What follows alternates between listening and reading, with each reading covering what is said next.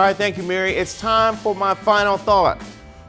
Let's talk about retirement. I know it's not sexy, but for years, lawmakers have been banking on you feeling that exact same way. According to a report by the government's overseers of Medicare and Social Security, Social Security will face insolvency by 2035. In the case of Medicare, that program won't be able to pay out its full benefits by 2025, just 6 years from now. Both programs will need to be addressed to avert automatic cuts should their trust funds run out. Now, this is a sobering wake-up call to lawmakers on both sides. However, it's a politically fraught call that neither side wants to deal with at the moment. If Congress doesn't do something about it, both programs would eventually be unable to cover the full cost of promised benefits. Now, with Social Security, that could result in automatic benefit cuts for the program many retirees rely on to cover their basic living costs.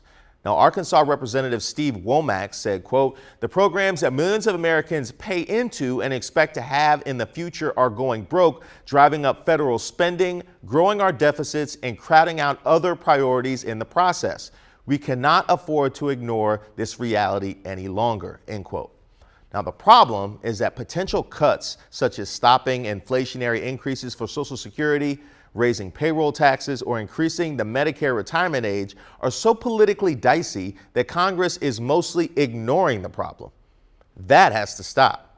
We're already at a point where America's elderly are twice as likely to be working now than they were in 1985. For the first time in 57 years, 20% of retirement age workers haven't retired. Many simply can't afford to. Now, our leaders have made re-election their priority. We need to make our financial future and those of future generations our priority. There's no better time to demand the survival of both programs current lawmakers seem keen to ignore. Don't let bipartisan squabbling distract us from finding solutions that serve the needs of seniors, who, God willing, will be all of us. We're going to continue this conversation online. Get up, DC.